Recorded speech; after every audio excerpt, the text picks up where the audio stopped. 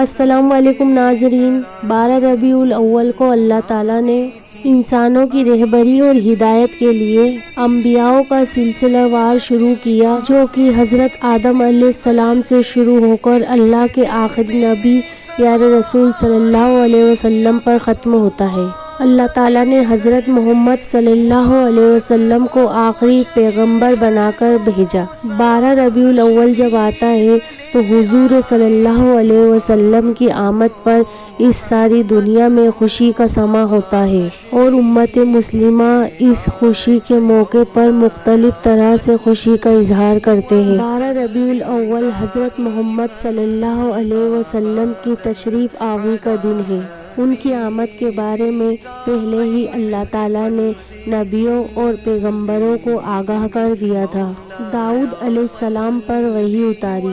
زبور میں اللہ تعالیٰ نے فرمایا کہ میں ایک نبی بھیج رہا ہوں کہ وہ کبھی بھی میری مرضی کے خلاف کوئی قدم نہیں اٹھائے گا، اور میں کبھی اس پر ناراض نہیں ہوں گا۔ اس کی زبان سے کبھی بھی سخت بول نہیں نکلیں گے، اس کے اخلاق کی بلندی میں کبھی کمی نہیں آئے گی۔ ان کی امت پر بھی میرا خاص رحم ہے، اور ان کی امت کے لیے وہ نوافل دیے ہیں جو نبیوں کو دیے ہیں، اور وہ فرائض دیے ہیں جو میں نے نبیوں پر فرض کیے ہیں۔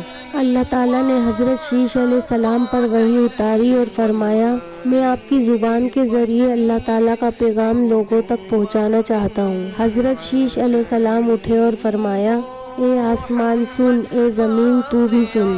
اللہ تعالیٰ صحراؤں کو سرسبز کرنا چاہتا ہے، اور بھیڑ بکریاں چرانے والوں کو اللہ تعالیٰ عزت بخشنا چاہتا ہے، اور ان میں اپنا ایک رسول بھیجنا چاہتا ہے جن کی بڑی اعلیٰ شفاعت ہوگی۔ کبھی بھی وہ کسی کے لیے دکھ دینے والی بات نہیں کہیں گے، کبھی بھی وہ کسی کے لیے بے عزت کرنے والا بول نہیں بولیں گے۔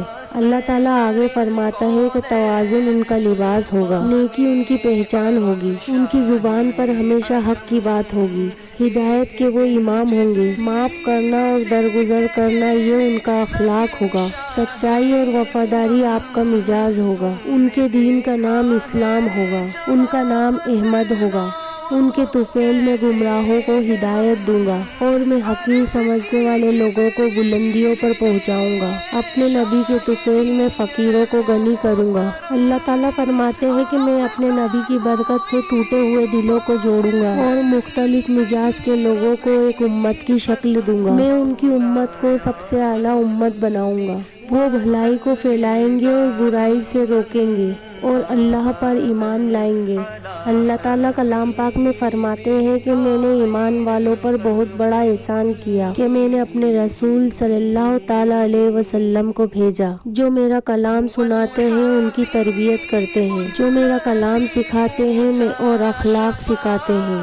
میری طرف سے تمہاری طرف ایک نور آیا ہے، اور میرا کلام آیا ہے، دل کے اندھیروں کو دور کرنے کے لیے اللہ کا نور ہے، نبی کا نور ہے، اور قرآن کا نور ہے جو تمہیں جنت تک لے جائے گا۔ اللہ تعالیٰ نے اپنے محبوب صلی اللہ تعالیٰ علیہ وسلم کی آنے کی بات پہلے ہی بتا دی تھی۔ حضور صلی اللہ تعالیٰ علیہ وسلم کے آنے سے پہلے جہالت اور ضلالت اتنی پھیلی ہوئی تھی کہ انسانیت تباہ ہو چکی تھی، یقین اور ایمان کا نام و نشان مٹ چکا تھا، عمل نہ تھا، اخلاق نہ تھا، کردار نہ تھا، کوئی انسان جاننے والا نہ تھا، تمام کائنات خدا کو فراموش کر چکی تھی۔